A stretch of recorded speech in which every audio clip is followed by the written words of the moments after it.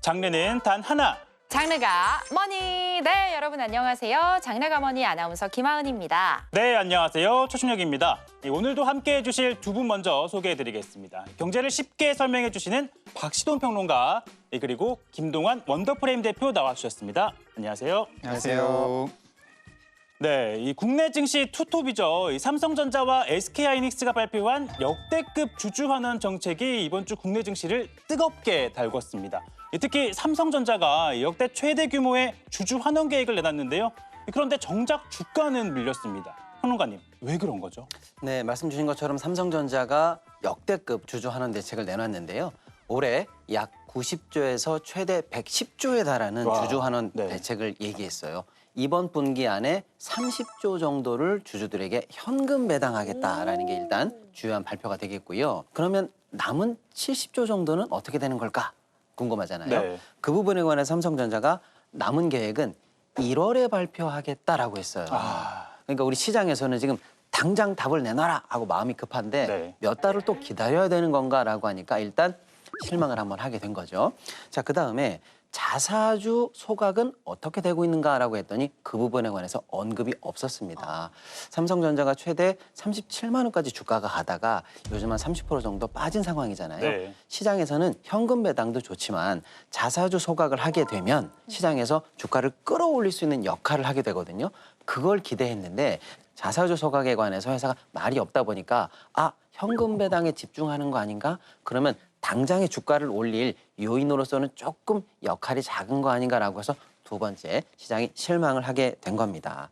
다만 이 정도 영업 흐름이 계속 나온다면 앞으로 3년간은 최대 600조 정도를 주주환원에 쓸 수 있게 된다라고 계산이 나올 네. 정도니까 이번에 자사주에 관한 얘기가 다소 좀 부족하고 또 기다려야 된다라는 조금 실망감이 있습니다만 이 엄청난 볼륨이 주는 매력도 있는 거거든요. 앞으로 삼성전자가 낼 수 있는 구체적인 방안이 1월에는 나온다고 하니까요. 좀 기대를 가지고 지켜보셔도 좋을 것 같습니다. 네. 자, 이렇게 삼성전자 주가에 눈이 팔린 사이에 자, 드디어 왔습니다. 비트코인의 시대가 온 것 같아요. 맞습니다. 네. 묻어뒀던 제 코인 계좌를 다시 열어보게 만든 뉴스가 보도되고 있어요. 맞습니다. 이 비트코인이 일주일 사이에 20% 넘게 급등했다는 소식 여기저기서 또 들썩이고 있더라고요. 이 대표님, 이 비트코인 대체 얼마나 오른 거죠? 일주일 전에 비트코인 가격이 개당 한 6만 3천 달러 정도였었는데요. 일주일 만에 지금 8만 1천 달러까지 올라갔다가 지금은 약간 조정을 받은 상태인데 주간으로는 23에서 24% 그리고 요 이제 상승률이 지금 최근 한 3년 만에 최고치. 와. 우와. 네, 그리고 이제 알트코인들은 주요 알트코인들이 이제 20% 적으면 20%에서 많게는 뭐 40% 정도까지 한 번에 상승을 했죠. 와, 일주일 사이에 거의 20~30%가 이렇게 급등을 한 건데 그래서 그런지 사람들이 한동안 정말 주식 얘기만 했었잖아요. 맞아요. 네. 이제 코인 얘기만 합니다. 그동안 증시가 호황일 때도 또 급락했을 때도 코인이 영 맥을 못 추는 느낌이었거든요. 네, 과거에는 코인을 디지털 금이다 또는 대표적인 또 다른 안전자산이다라고 평가를 했었습니다마는 최근에는 그 유행이 좀 바뀌었죠. 오히려 투자 수요와 투기 수요가 몰리게 되면서 가장 최첨단, 가장 최전방에서 자본시장을 움직이는 대표적인 위험자산으로 성격이 바뀌었다라고 네. 볼 수가 있습니다. 그래서 오히려 증시가 휘청거릴 때는 코인을 먼저 팔자. 더 많이 빠질 수 있다. 그래서 코인을 먼저 팔고 그 돈으로 차라리 조금 더 안정적인 주식으로 가자. 이런 흐름이 있었고요. 또 반면에 주식이 오를 때도 그렇다면 더 강하게 오르는 주식으로 가자라고 해서 오히려 코인을 더 팔고 주식으로 이동하는. 그래서 사실상 가장 먼저 움직이지만 그 어떤 변동성 속에서도 힘을 받지 못하는 그런 상황이 최근에는 좀 펼쳐졌었죠. 네, 그랬는데 이 코인 시장에 일주일 사이에 갑자기 불이 붙은 겁니다. 그 이유가 있겠죠? 그렇죠. 자, 도대체 왜 이렇게 갑자기 코인 시장이 급등하게 된 건지 영상으로 먼저 확인해 보겠습니다. 비트코인이 무섭게 치고 올라왔습니다. 비트코인은 오늘 오후 1시 30분 기준 69,200달러 선에서 거래됐습니다. 전날보다 7.6%나 급등한 겁니다. 이더리움도 무려 17% 넘게 뛰는 등 주요 가상자산이 강세를 보였습니다. 상승의 불씨가 된 건 미국 재무부의 국채 바이백 확대 발표였습니다. 장기 국채를 더 사들이겠다고 하자 최근 치솟았던 국채 금리가 큰 폭으로 하락했고 안전자산인 채권에 몰렸던 자금이 주식과 비트코인 같은 위험 자산으로 향하기 시작한 겁니다. 여기에 트럼프 대통령이 미국의 가상자산 시장 구조 법안인 클래리티 법을 언급한 것도 투자 심리를 크게 끌어올렸습니다. 네, 미국 재무부가 국채 바이백 확대를 발표를 하고 또 트럼프 대통령은 클래리티법 처리를 의회에 압박하는 등등 코인 시장이 다시 불타오르는 배경에 여러 요인이 지목되고 있는데 대표님, 이 자세한 설명 부탁드리겠습니다. 일단 뭐 최근에 AI에 대한 관심도 굉장히 높고 특히 미국에서는 국가적으로 이걸 좀 키우려고 하는 와중인데 네. 다들 아시다시피 이제 걸림돌이 있죠. 돈이 워낙 많이 들어간다. 네. 그래서 뭐 M7이라고 부르는 우리 마이크로소프트, 뭐 아마존, 구글 이런 회사들이 그동안에는 가지고 있었던 현금으로 데이터 센터를 짓는다든지 뭔가 AI 투자를 해왔었어요. 근데 그 돈이 지금 다 떨어지고 이제 시중에서 돈을 빌려다가 뭔가 작업을 해야 되는 상황이 됐습니다. 네. 근데 이제 미국이라는 나라 자체가 사실 적자 재정을 계속 지금 하고 있는 상태거든요. 그래서 AI로도 돈이 많이 필요하고 미국 정부를 돌리는데도 돈이 많이 필요하게 된 거예요.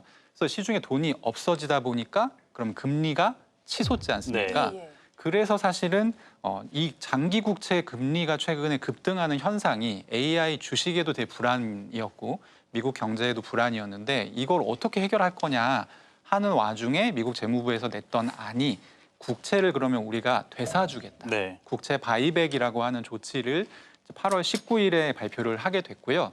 근데 우연치 않게 이날 같이 클래리티법이라고 해서 이 디지털 자산 이 영역에서는 굉장히 중요하게 받아들여지고 있는 법안에 대한 푸시를 트럼프 대통령이 직접 또 했습니다. 그래서 이 두 가지 이슈가 호재로 작용을 1차적으로 했다라고 보시면 될 것 같고 최근 한 2주 사이에 금리 인상 기대감이 급격히 좀 감소한 측면이 네. 있는데 요 사이에 위험자산 가격이 그래서 다 반등을 했었는데 비트코인만 못 갔었어요. 아, 네. 그래서 이제 어떤 이런 호재 두 가지의 트리거가 작용을 하고 예전에 못 갔던 부분까지 끌어서 올라가는 와중에 숏 포지션에 베팅한 포지션이 굉장히 많았는데 그것들이 이게 급상승 과정에서 청산이 되면서 더 이제 가파른 상승을 만들어냈다 이렇게 보시면 될 것 같습니다. 아, 근데 평론가님, 저희가 이 스테이블 코인 얘기했을 때 지니어스법 나왔었잖아요. 이 클래리티법은 또 정확하게 뭔가요? 네, 지니어스법은 제도권 밖에 있던 코인을 금융시장 안으로 넣어서 예를 들면 펀드 같은 큰 자금들이 투자할 수 있도록 만드는 첫 번째 단추를 제공한 그런 법안이다라고 볼 수 있는데요. 여기서 한 단계 더 나아가서 코인 시장 자체를 명확하게 규정하고 제도화하는 법안이 바로 클래리티법이다 이렇게 볼 수가 있겠습니다. 그런데 이 법안이 지금 사실은 지지부진한 상황이에요. 중요한 논점 중에 가장 중요한 것은 디지털 자산, 코인 이거를 금융상품, 주식처럼 볼 거야? 네. 아니면 우리가 얘기하는 실물성 상품으로 볼 거야? 이게 지금 아직 결론이 나지 않았어요. 금융상품으로 본다면 증권거래위원회, SEC가 내가 관장할게 라고 해서 권한이 그쪽으로 갑니다. 근데 이거 상품이야 라고 보면 상품거래위원회가 이건 내가 관리할게 라고 해서 권한과 앞으로의 관리 체계가 완전히 달라지거든요. 네. 이 양 기관 중에서 어느 쪽으로 이거를 분배할 것인지 이게 아직 결론이 나지 않았고요. 또 코인을 발행하는 발행자들이 이자를 받게 한다. 이게 사실은 은행업을 건드리거든요. 그러니까 은행업에서 반대하는 부분이 좀 있어요. 이런 논점들이 아직 해결이 되지 않고 있어서 다소 논의가 지지부진한 상황인데 정치권에게만 맡겨놓으니까 답이 안 나오죠. 네. 그래서 이제 트럼프 대통령을 위시한 행정부처에서는 빨리 이 법을 통과해서 달라. 어떻게든 가르마를 명확히 타달라. 이런 요구가 지금 나오고 있는 거죠. 그러니까 뭐 코인을 규제 영역으로 가져온다라는 취지의 법인 것 같은데 하지만 또 결국 시장에 미칠 영향에 대해서는 아직까지는 불확실성이 있기 때문에 그러한 것들에 대한 조율이 필요하다라는 말씀하신 것 같은데 사실 지금 비트코인이 이렇게 오른 이유에 대해서 뭐 여러 가지 이유들을 살펴봤는데 그런데 또 걱정이 되는 건 사실 코인이 변동성이 심하긴 하잖아요. 단기간 내에 또 이렇게 올랐다가 언제 떨어질지 모르는 상황이긴 한데 뭐 일각에서는 이번 반등은 좀 과거와는 다르다 이런 얘기도 있더라고요. 이렇게 생각하면 좋을 것 같아요. 네. 그러니까 우리가 AI 투자를 왜 합니까? 미국이랑 중국이랑 다 같이 달라붙어서 서로 막 싸우고 있고 네. 결국에 AI를 차지하는 국가가 미래 세계의 패권을 가져갈 수 있겠다라는 생각이 드니까 하는 거잖아요. 그래서 AI는 미국에게 있어서 우선순위가 굉장히 높은 작업입니다. 그래서 많은 돈들이 오가고 있고 우리도 계속 이제 뉴스를 보고 있는 것인데 코인 같은 경우는 지금까지는 그렇게 우선순위가 높지 않았어요. 미국이라는 국가에 대해서. 그런데 이번에 국채 바이백을 하고 그리고 클라리티 법안을 또 미국의 트럼프 대통령이 나와서 직접 강조를 하고, 그러니까 클라리티 법안이 사실은 어떤 속성이 있냐면 스테이블 코인 유통에 관련된 조항들이 몇 개가 들어가 있어요. 굉장히 중요한 네. 조항들이. 그래서 이 법이 통과가 돼야지만 사실 스테이블 코인을 발행하는 발행 기업 입장에서는 안심하고 다량으로 발행을 좀 해서 유통할 수 있는 그런 측면이 있습니다. 장기 국채 금리를 해결할 수 있는 문제가 시장을 어떻게 둘러봐도 안 보이는데 이 스테이블 코인을 이용해서 좀 해결할 수가 있겠구나라고 하는 그러니까 미국한테 코인이 드디어 중하게 쓰일 수 있겠네라고 하는 확신이 들었기 때문에 네. 사실 지금 이번에 상승이 좀 크게 나왔다라고 볼 수 있고요. 또 하나의 특징은 이제 수급적인 특징인데 작년 2024년, 25년에 비트코인이 크게 올랐잖아요. 네. 크게 올랐었던 결정적인 역할을 하는 두 개의 엔진이 있었습니다. 그게 이제 하나는 미국 시장에 상장되어 있는 비트코인 현물 ETF. 이 친구들이 조금 나이가 많은 투자자들이 여기에 돈을 넣어서 간접적으로 비트코인을 매수하는 효과가 났기 때문에 네. 가격이 쭉 오를 수 있었고, 또 하나는 DAT 기업이라고 해서 디지털 트레저리 에셋의 약자거든요. 그래서 쉽게 얘기하면 비트코인을 사서 보유하는 걸 기업의 비즈니스 모델로 하는 기업이에요. 이 기업들이 많이 샀어요. 대표적인 게 이제 국민연금도 돈 많이 넣었던 스트레티지 같은 곳들. 근데 최근에 중요한 점이 이 두 가지 엔진이 다 꺼져 버렸었습니다. 그래서 비트코인 수급적으로 매수가 안 들어오는 네. 상황에서 가격이 쭉 내려갔던 건데 두 개의 엔진 중에 ETF 엔진이 들어오기 시작했어요. 그래서 지난주 같은 경우는 주간으로 한 26억 달러 정도가 ETF로 자금이 들어왔는데 이게 비트코인 이제 최고점이 12만 6천 달러 정도거든요. 그게 작년 10월에 기록을 했던 그런 기록인데 그때 이후로 가장 많은 유입입니다. 그러니까 다시 엔진이 켜졌다라고 볼 네. 수가 있는 거예요. 그런 측면에서는 과거 있었던 단기 반등하고는 좀 명확한 차이점이 있다. 이렇게 말씀 듣고 나니까 확실히 분위기가 달라졌지 않나라는 생각이 듭니다. 이 비트코인이 이제 8만 달러까지 돌파를 했습니다. 진짜 반등이 시작됐다. 많은 분들이 기대를 하고 계신 것 같아요. 네, 또 이 비트코인 신봉자로 알려진 젠스리 CEO죠. 이 샘 스모. 아직 불장은 오지 않았다. 이런 얘기도 했거든요. 지금 불장 같은 경우는 뭐 여러 가지의 이 기준이 있습니다. 네. 근데 이제 그게 어떻게 보면은 차트의 흐름이나 뭐 이런 부분들이야 또 민감하고 코인 시장에서 많이 사용하는 건 이제 4년 주기설이라고 해서 4년 주기로 비트코인 가격이 상승과 하락을 반복한다.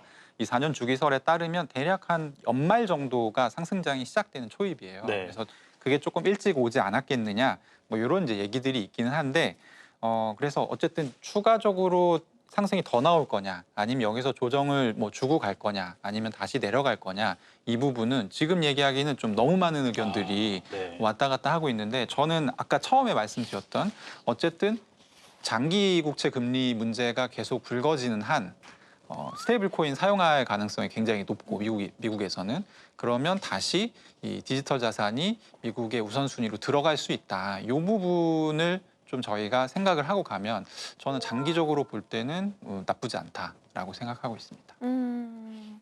아니 안 그래도 저희 뭐 호르무즈 해협 개방 조건 뭐 이런 거 얘기 나왔을 때도 스테이블 코인으로 뭐 결제를 하는 문제 이런 게 대두가 됐었잖아요.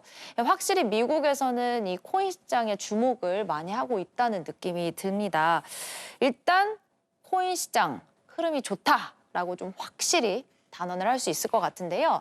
이 비트코인이나 이더리움 같은 대형주가 움직인다면 그 다음은 알트장 맞을까요? 알트가 이번에 상승을 할 때 많게는 40%까지 올랐거든요. 근데 이제 며칠 한 이틀, 3일 지나면서 지금 보면 상승분의 많은 부분을 반납했어요. 그래서 이제 습관적으로 앞서서 2017년에 상승장이 있었고 21년에 상승장이 있었는데 둘 다 비트코인이 올라가면 그 다음에 알트코인 순환매가 옵니다. 근데 명확하게 드러나고 있는 경향 중에 하나는 순환매가 오긴 오는데 앞전에 이제 코인이 사람들이 잘 몰랐을 때는 정말 그냥 아무 코인이나 다 올랐고 21년장 그리고 이제 24년장, 25년장에는 시간이 지날수록 이 상승되는 코인의 숫자가 줄어들어요. 네. 그러니까 갈 코인들만 가는 양상을 보이고 있습니다. 그리고 제가 앞서서 말씀드린 게 비트코인조차도 지금 굉장히 오랫동안 하락에 시달리다가 간신히 좀 반등하는 지금 추세인데 그랬던 이유가 명확한 용도가 생겨서 그렇거든요. 그러니까 미국의 어떤 문제를 해결해 줄 수 있겠구나라는 부분이 생겼기 때문에 꼭 말씀드리고 싶은 거는 알트코인이 다 올라가지 않는다. 네. 용도가 있는 알트코인만 올라가게 될 가능성이 높다. 그러니까 뭐 순환매가 일어날 수는 있지만 좀 옥석을 잘 가려서 투자하실 분들은 해야 한다라고 보여지는데 또 하나 봐야 할 게 최근 원화 가치가 올라가면서 이 원달러 환율이 1,400원 밑으로 내려왔어요. 그러다 보니까 뭐 주변에서 이제 좀 숨통이 트인다라고 생각하시는 분들 많은데 그런데 또 이 원화로 이 코인을 투자하는 투자자 입장에서는 이 원달러 환율이 떨어졌다는 게 마냥 또 좋아할 건 아니라고요.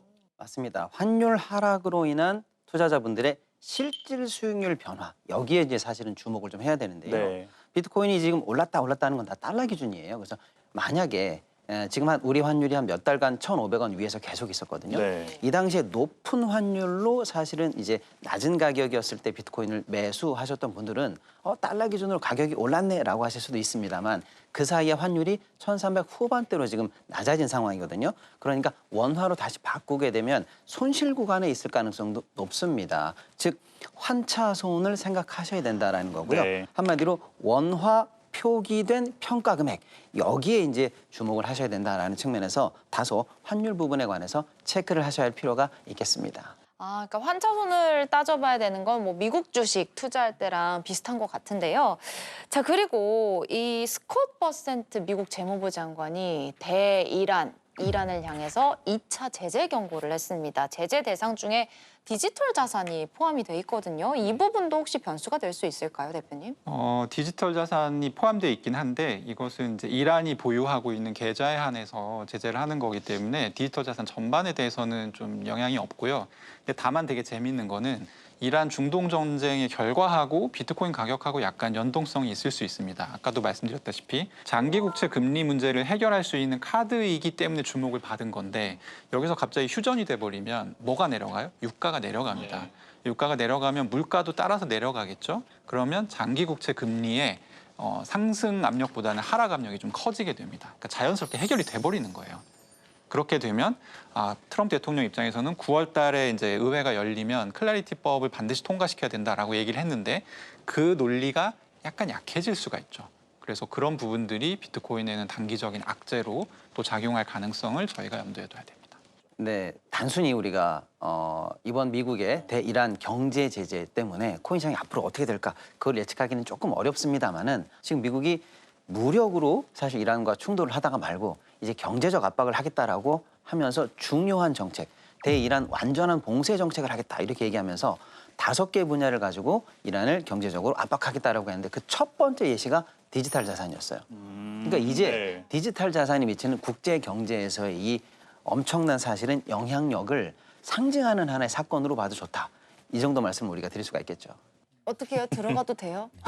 그러니까 이게 지금 가격이 되게 애매한 가격이에요. 지금 가격이 7,000에서 하여튼 9,000 사이 네. 그 정도 가격에서 이제 거래가 되고 있는데 예측 시장이라고 해서 미국에 이제 예측해서 맞추면 또 돈을 벌 수 있는 약간 그런 시장이 있어요. 한국에선 불법입니다. 여기 약간 이제 도박 같은 거네요. 그런 이유로 한국에선 불법인데 네. 미국에서는 키우고 있어요. 거꾸로.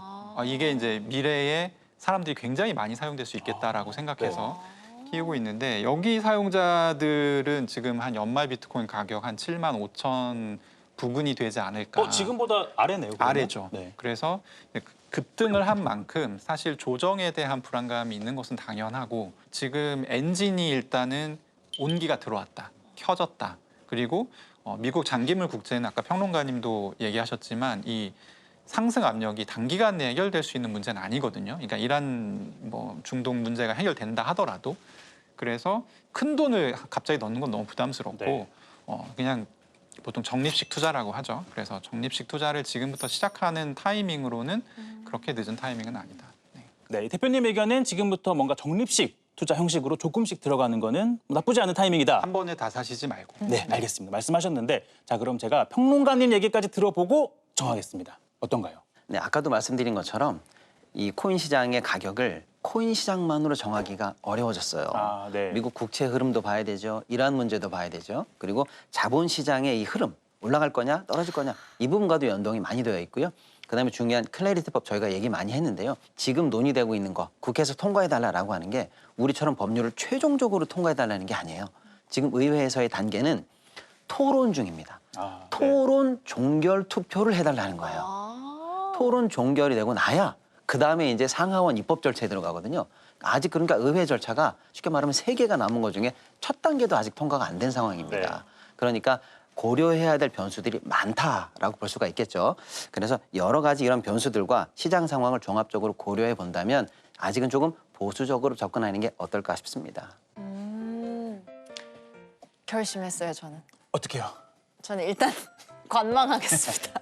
저는 결심은 했는데 다 묶여 있어서 지금 아, 시드가 없군요. 시드가 없습니다. 중요한 건. 네. 그게 가장 중요한 현실이죠. 네. 네, 정책, 환율, 기관 수급까지 지금 말씀 주신 것처럼 정말 다양한 변수들이 남아 있습니다. 꼼꼼한 리스크 관리가 어느 때보다 중요하지 않을까 싶어요. 네, 오늘 이 두 전문가 분들이 짚어드린 내용 꼼꼼하게 살펴보시고 이 포트폴리오 관리에 도움되시길 바랍니다.